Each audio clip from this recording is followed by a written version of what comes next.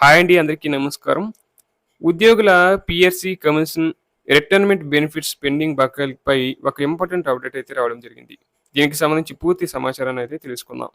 PRC కమిషన్‌ను కూడా ఇప్పటివరకు నియమించలేదు. పెన్షనర్లకు డీఏ బకాయిలు రావడం లేదు. ఉద్యోగులకు 7,000 కోట్లు సరెండర్ లీవ్‌ల బకాయిలు ఇవ్వాలి. ప్రభుత్వ ఉద్యోగుల సమస్యలపై చంద్రబాబు సర్కార్ నిర్లక్ష్య ధోరణి.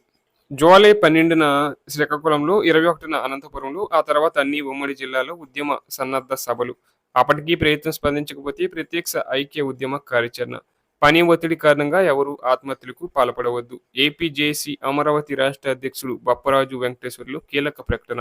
చంద్రబాబు ప్రభుత్వం అధికారంలోకి వచ్చి 2 ఏళ్లు గడిచినా ఇప్పటివరకు తమ న్యాయబద్ధమైన సమస్యలు పరిష్కరించడం లేదని ఏపీ జేఏసీ అమరావతి రాష్ట్ర అధ్యక్షుడు, ఏపీ రెవెన్యూ అసోసియేషన్ అధ్యక్షుడు బప్పరాజు వెంకటేశ్వర్లు విమర్శించారు. చంద్రబాబు ప్రభుత్వం వస్తే బకాయిలు చెల్లిస్తారని ఉద్యోగులంతా ఆశించారని, కానీ ప్రభుత్వం ఏ ఉద్యోగికి ఎంత బకాయి ఇవ్వాలో చెప్పాలని కోరినా కనీస స్పందన లేదని మండిపడ్డారు. తూర్పుగోదావరి జిల్లా కలెక్టర్ కీర్తి చేకూరిని ఆయన ఆ జిల్లా AP JAC Amaravati unit, AP revenue association జిల్లా యూనియన్ నాయకులు సోమవారం కలెక్టరేట్లో ఆమెను కలిసి ఉద్యోగుల సమస్యలపై వినతి పత్రం అందజేశారు. అనంతరం అక్కడ మీడియాతో బప్పరాజు మాట్లాడుతూ 6 నెలలకు ఒకసారి పెరగాల్సిన డిఏను 2 ఏళ్లుగా చంద్రబాబు ప్రభుత్వం ప్రకటించలేదన్నారు. అలాగే పీఆర్సీ కమిషన్ను కూడా ఇప్పటివరకు నియమించలేదన్నారు. అధికారంలోకి రాగానే మధ్యంతర భృతి ప్రకటిస్తామని హామీ ఇచ్చినప్పటికీ నేటికి ఆ ఊసే లేదన్నారు. 7,000 కోట్ల రూపాయల సరెండర్ లీవులు బకాయిలను ఉద్యోగులకు ఇవ్వాల్సి ఉందని బొప్పరాజు చెప్పారు.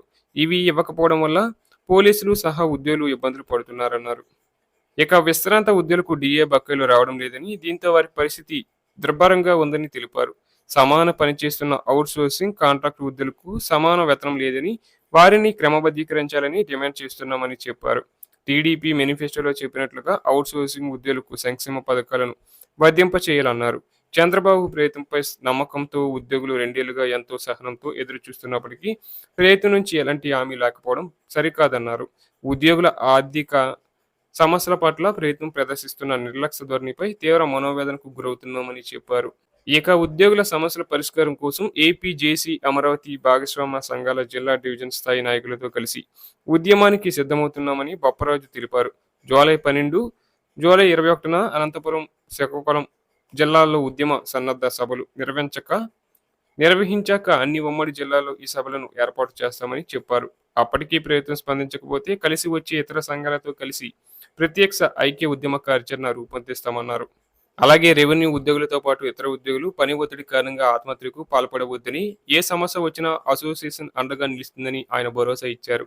ఏపీ జేఏసీ అమరావతి రాష్ట్ర అసోసియేట్ అధ్యక్షుడు డివి ఫణి ఫేర్రాజు మాట్లాడుతూ తమకు రావాల్సిన ఇతర ఆర్థిక ప్రయోజనాలను ప్రభుత్వం చెల్లించని పక్షంలో ఉద్యమాన్ని తీవ్రతరం చేస్తామని హెచ్చరించారు.